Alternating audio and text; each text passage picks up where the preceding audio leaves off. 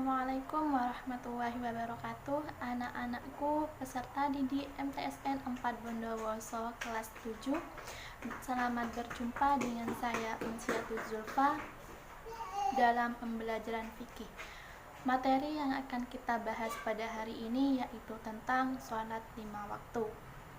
Walaupun kita sekarang belajar di rumah masing-masing, kita harus tetap semangat, jangan lupa jaga kesehatan dan stay at home. Sebelum memulai pembelajaran hari ini, marilah kita berdoa terlebih dahulu dengan niatan thalabul ilmi agar apa yang kita peroleh pada hari ini bisa barokah dan bermanfaat. Bismillahirrahmanirrahim. Nawaitu ta'alluma lillahi kalimatillah lillahi ta'ala. Tujuan pembelajaran pada hari ini yaitu peserta didik mampu memahami ketentuan dalam sholat 5 waktu. Yang akan saya bahas pada hari ini yaitu yang pertama, pengertian sholat, yang kedua, sunnah sholat, yang ketiga, rukun sholat, dan yang keempat, hal-hal yang membatalkan sholat, yang kelima, waktu dalam sholat. Yang pertama, pengertian sholat. Sholat secara bahasa berarti doa. Secara istilah, sholat adalah ibadah yang terdiri dari perkataan, perbuatan tertentu yang dimulai dengan takbir dan diakhiri dengan salam.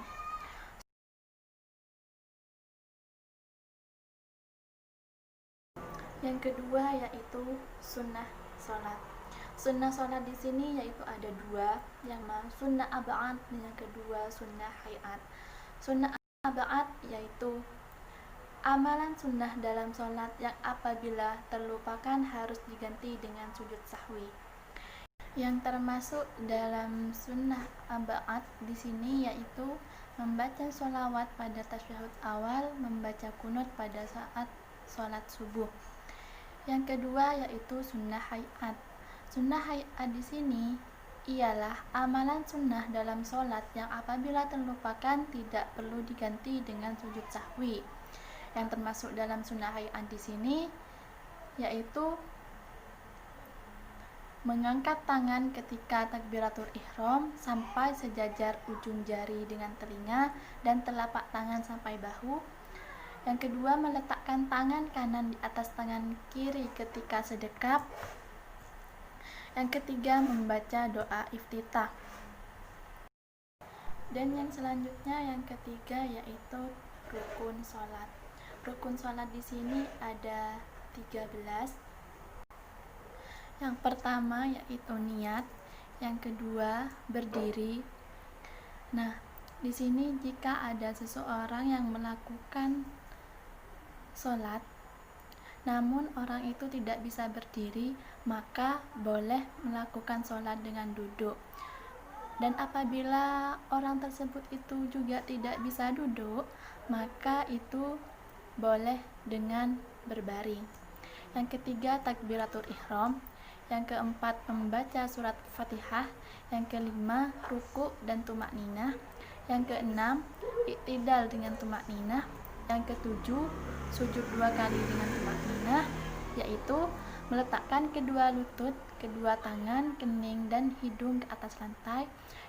Yang kedelapan, duduk antara 2 sujud dengan tumakninah. Yang kesembilan, duduk untuk tasyahud akhir. Yang ke-10, membaca tasyahud akhir di waktu duduk di rakaat yang terakhir. Yang ke-11, membaca sholawat Nabi. Yang ke-12, mengucapkan salam. Yang ke-13 yaitu tertib. Yang keempat yaitu hal-hal yang membatalkan sholat. Yang pertama, berbicara dengan sengaja. Nah, apabila di antara kalian melakukan sholat dan berbicara dengan sengaja, maka sholatnya tidak sah atau batal. Yang kedua yaitu tertawa. Nah, dalam melakukan sholat itu tidak boleh tertawa. Misalkan ada temannya yang mengganggu pada saat sholat, nah kita itu tidak boleh tertawa. Yang ketiga yaitu berhadas besar maupun kecil. Yang keempat, terbuka auratnya. Yang kelima, merubah niat. Yang keenam, membelakangi kiblat. Yang 7. Makan dan minum.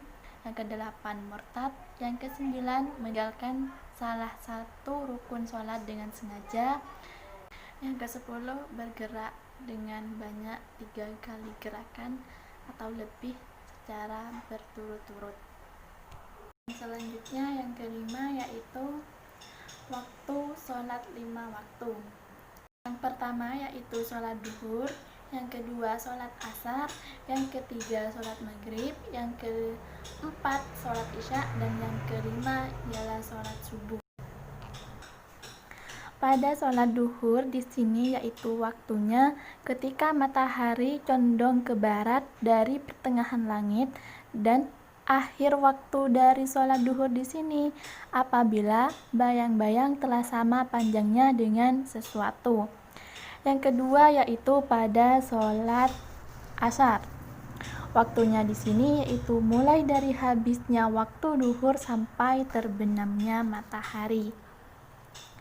Yang ketiga, sholat maghrib. Nah, waktunya dari sholat maghrib di sini yaitu terbenamnya matahari sampai terbenamnya shafaq yang merah. Shafaq yang merah di sini yaitu cahaya merah yang berada di langit sebelah barat. Yang keempat yaitu sholat isya. Waktu sholat isya di sini hilangnya shafaq yang merah tadi sampai terbitnya fajar shodiq. Yang terakhir, yang kelima yaitu waktu sholat subuh. Waktunya dari terbitnya fajar shodiq sampai terbitnya matahari. Mungkin sekian pembelajaran pada hari ini.